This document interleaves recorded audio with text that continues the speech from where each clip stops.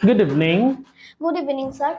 What's your name? My name is Afifa. What class do you read in? I read in class 3. Afifa, I'll give you some sentences in Bangla. You'll convert those sentences into English. Are you ready? Yes, sir.